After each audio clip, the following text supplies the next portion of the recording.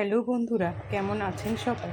প্রবাসী মৌবনে সবাইকে স্বাগত জানিয়ে আজকের একটা নতুন ব্লগ নিয়ে চলে এসেছি। আজকের ব্লগে রান্না নয়, আজকে শিব জয়ন্তী, সেই উপলক্ষে মহারাষ্ট্রে কত সুন্দর উৎসব পালন করা হয় ছত্রপতি শিবাজি মহারাজকে নিয়ে, সেটাই আপনাদের সঙ্গে শেয়ার করব। দেখুন, এখানে শিবাজি মহারাজের মূর্তি আছে বড় করে একটা পার্কের মধ্যে, এটা শিবাজি পার্ক।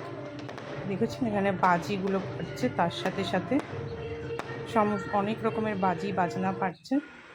এই হচ্ছে গেট, এই গেট থেকে চলুন ঢুকি আর আপনাদের প্রোগ্রামটা দেখাই, পুরোটা দেখতে থাকুন।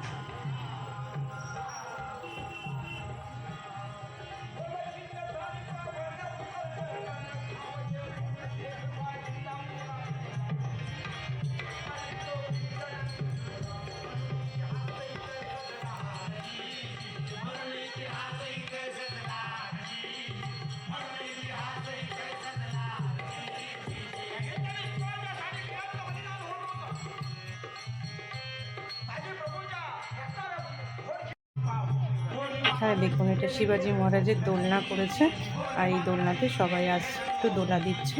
আর ঠিক তার পেছনেই হচ্ছে শিবাজি মহারাজের পালকি, আর তার উপরেই বড় যে মূর্তিটা সেটা। এই পালকিতেই হলদি কুমকুমদের এখানে যেটা রিচুয়াল আছে লাগানো হয়।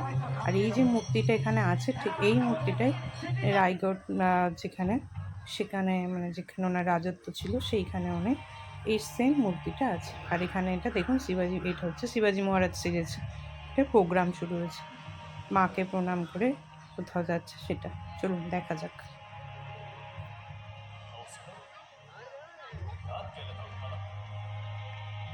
आम्ही लाख याद करू, पण आपल्या कर्तव्याची आपल्याला याद आहे का राजे?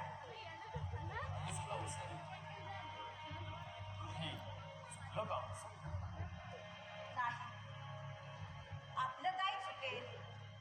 मराठी राज्याचे अधिपती आपण. आपला चूक म्हणायचं धाडस कोण करेल? हे राजे शोभणार. उलट रयतेमध्ये चाललेल्या अनागोलीची आपणास बरबाद नसावी.